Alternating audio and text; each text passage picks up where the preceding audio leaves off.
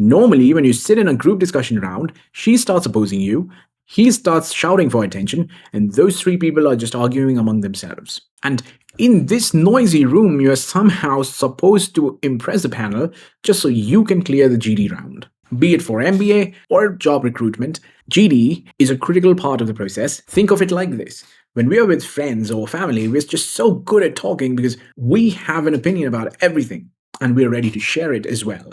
The thing is, group discussions are no different. The only thing that we really need to know is the kind of topics that will be thrown at us so we can be prepared with them. We can be prepared for them and have opinions about them as well. Today, by the end of this video, I'm going to get you prepared. So in today's video, we are going to learn what a group discussion actually is. What does the panel even want to know through different parts of the GD? A few sample entry points. But most importantly, by the end, I'm going to give you a bonus tip that is going to help you clear the GD round. Hi, my name is Love. I'm an Code alum. If you like the kind of work that I'm doing and want to motivate me to do more, make sure you hit the like button. What is a GD? A GD is a discussion where a set of candidates, usually somewhere around 10 to 15, are given a topic and asked to discuss it for a set duration. Now, the kind of topics that are usually given in GDs can be broadly classified into 4 categories. The first one, it's the general category. These topics can be related to facts, they can be related to education policies of our country, for instance, they can be current affairs. So, for example, is the 10-minute delivery model or quick commerce sustainable for the Indian economy? Something like digital rupee or CBDC, central bank digital currencies versus physical cash, which is the future of Indian currency. I mean, the purpose of these topics is to just find out how aware you are about these things that are going on around you. The second category has to do with controversial topics. Things like women make better managers, or should AI-generated content be granted copyright protection, or something like gender-neutral parental leave. You get the idea, right? These topics are designed to provoke you. These are designed to tap into your deep-rooted belief systems and emotional biases. That is by design. That is their purpose. The examiner here is trying to see if you can actually have a mature and emotionally stable discussion on a sensitive topic. The examiner is trying to see if you're mature enough to keep your temper in check. Now let's move on. Third category, perhaps the most dreaded topics in GDs, and these are totally abstract. So something like, well, orange is the new black, or smartness is the new black, or something like that. N justifies the means. I've even had topics where they would just quote 2 lines from some poem and ask us to just discuss it. There's no end to the creativity that panelists can display with these abstract topics. You need to be pretty much ready with everything, but the job becomes a little bit easier once we figure out what is actually being tested with these. These topics are simply meant to test your lateral thinking skills and your creativity. There's no right way to interpret these things, these abstract topics. There's no wrong way either. They just want to see how creative you can be, how creative you can get. The reason why I'm telling you this is because the panelists are not really concerned with you being able to guess the right answer or where it was picked from or anything like that. They would simply want to actually see how many different perspectives you can actually bring to the table, or if you can actually take it and connect it in some way with something that's going on around you, something that is relevant right now. If you can do it well, you're through. And the good thing about abstract topics is that a lot of people get really confused and tongue-tied when discussing these because there's no specific direction to take.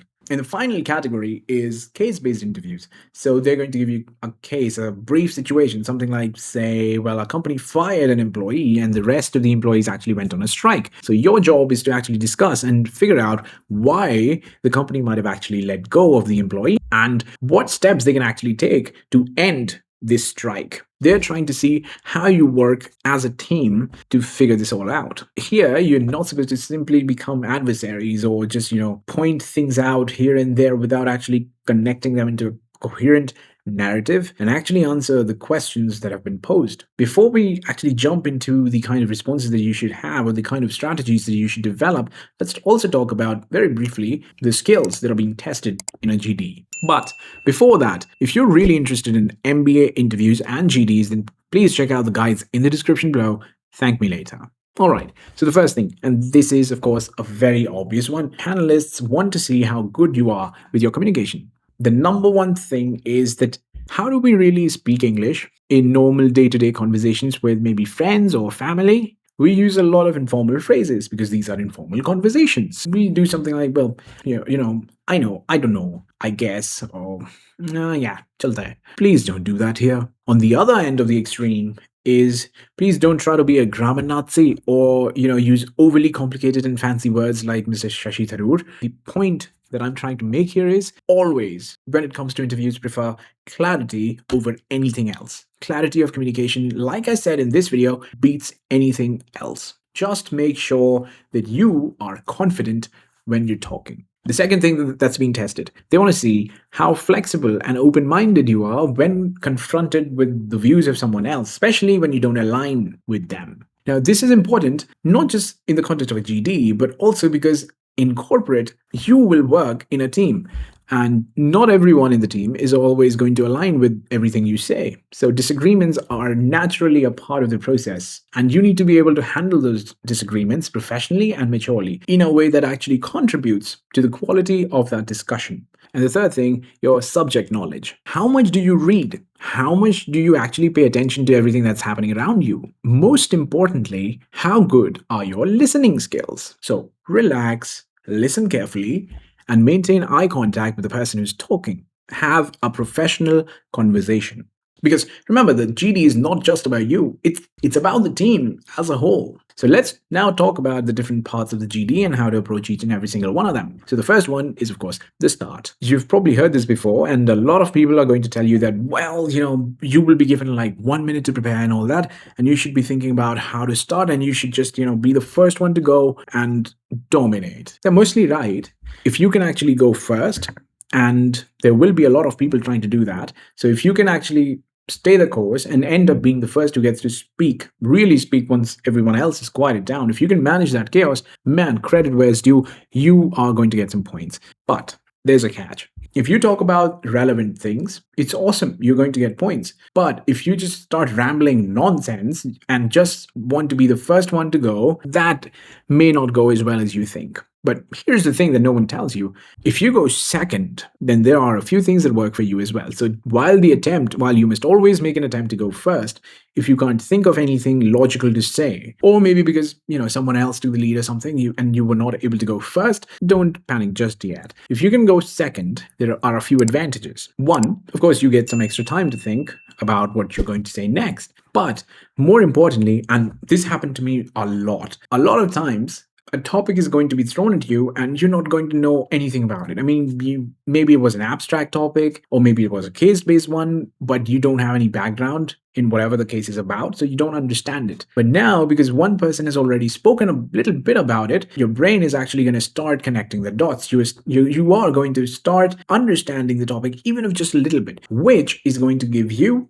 a better shot at actually speaking and contributing to the discussion. A mistake that I see a lot of people making in GDs is that they somehow think that if they're going to start talking about something, they have to have an example from the business world or something. There's a huge pool of information that you're not considering. And that pool has to do with your own personal experiences. If nothing comes to mind, if you don't have a quote, if you don't have an example, if you don't have a data point, if you don't even have a theory, what you can do in that case is start with a personal example that somehow connects to this. It's going to tell the panel that, well, this person is clearly resourceful. But like with most good things, there's a catch here.